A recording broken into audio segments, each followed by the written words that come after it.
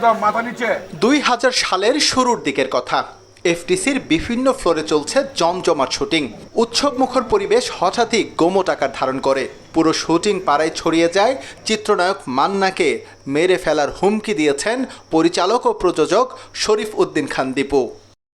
সে সময় এফটিসির একটি ফ্লোরে চলছিল মান্নার শুটিং। সিনেমার নাম কালা কাফন। সেখানে নায়ক মান্নার বিপরীতে অভিনয় করেছিলেন মৌসুমী, সাইড ক্যারেক্টারে ছিলেন ময়ূরী ও মেহেদি। সে সময় তাদের বিরুদ্ধে ছিল অশ্লীলতার চরম অভিযোগ। কালা কাফনের গল্প ও চিত্রনাট্য লিখেছিলেন শরীফ উদ্দিন খান দীপু। সিনেমাটি পরিচালনাও করেছিলেন তিনি। স্ক্রিপ্টে একটি সিকোয়েন্স ছিল নায়ক মান্নাকে দিতে হবে উলঙ্গ শট, কিন্তু সেটা দিতে কিছুতেই রাজি হচ্ছিলেন না মান্না। বাস, পরিচালকের সঙ্গে শুরু হয় দ্বন্দ্ব, বন্ধ হয়ে যায় শুটিং। এফটিসিতে তখন শরীফ উদ্দিন খান দীপুর ব্যাপক প্রভাব, বড় রাজনীতিবিদদের সঙ্গে উঠা বসা। মান্নার এই অবজ্ঞা তিনি সহজভাবে মেনে নিতে পারেননি। মেতে ওঠেন নোংরা খেলায়।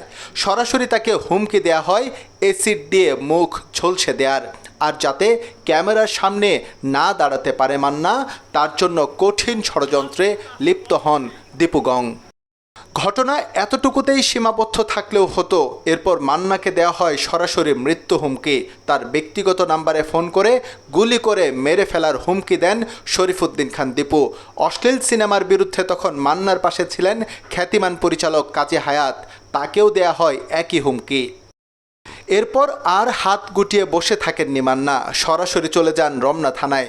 2000 সালের 29 ডিসেম্বর করেন সাধারণ ডায়েরি। সেখানে স্পষ্টভাবে উল্লেখ করা হয়, কালা কাফন সিনেমায় উলঙ্গ শট না দেওয়ার জন্য পরপর 2 দিন শরীফ উদ্দিন খান দীপু তার মোবাইল নাম্বার থেকে ফোন করে গুলি করে মেরে ফেলার হুমকি দেন মান্নাকে।